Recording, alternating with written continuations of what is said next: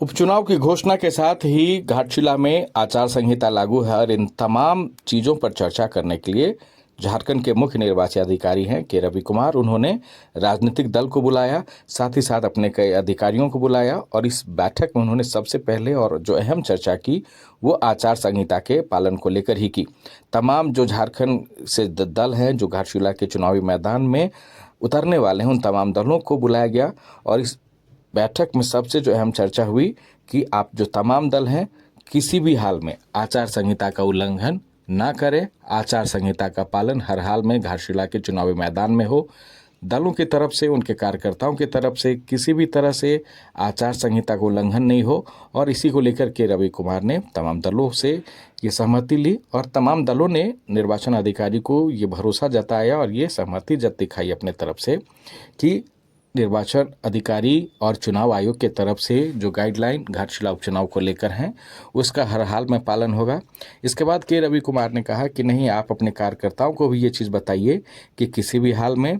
चुनाव होने तक आचार संहिता का उल्लंघन नहीं हो, घाटशिला में जो उपचुनाव होने वाले हैं वो सफलतापूर्वक हो और ये एक तरह से चुनाव आयोग पर भी और निर्वाचन अधिकारी पर भी ये जिम्मेवारी बहुत पहली बार है घाटशिला में घाटशिला के चुनाव की जो पारदर्शिता होगी उसके लिए वेबकास्टिंग की भी व्यवस्था की गई है और इस वेबकास्टिंग की पूरी तरह से निगरानी जो है चुनाव आयोग की तरफ से की जाएगी और इसे लेकर तमाम दलों को ये बताया गया है तमाम दलों ने ये सहमति जताई में कि आचार संहिता का उल्लंघन नहीं होगा। घाटशिला उपचुनाव का मद्देनजर रखते हुए आज सभी रेकग्नाइज्ड पॉलिटिकल पार्टी के साथ में बैठक की गई थी। उसी बैठक में कुछ पॉलिटिकल पार्टी का रिप्रेजेंटेटिव कुछ इशू का राइज किया गया था। उसी बिंदु पर हम लोग को काम करते हुए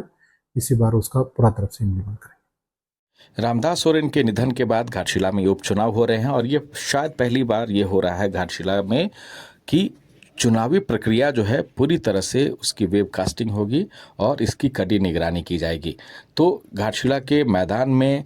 तमाम जो है कार्यकर्ताओं को और राजनीतिक दलों को और उम्मीदवारों को ये पहली दफ़ा ये देखने को मिलेगा कि पूरी निर्वाचन जो प्रक्रिया होती है वो वेबकास्टिंग के जरिए गुजरेगी और इसी के लिए और साथ ही साथ निर्वाचन आयोग ने ये भी एक चीज़ किया है कि एआई वीडियो का इस्तेमाल पूरे निर्वाचन के दौरान नहीं होगा। लिहाजा इन तमाम घाटशिला उपचुनाव का मद्देनजर रखते हुए आज सभी रेकग्नाइज्ड पॉलिटिकल पार्टी के साथ में बैठक की गई थी। उसी बैठक में कुछ पॉलिटिकल पार्टी का रिप्रेजेंटेटिव कुछ इशू का राइज किया गया था। उसी बिंदु पर हम लोग को काम करते हुए इसी बार उसका पूरा तरफ से इम्प्लीमेंट करेंगे। तो घाटशिला में उपचुनाव को लेकर आचार संहिता से जुड़ी ये बड़ी खबर है।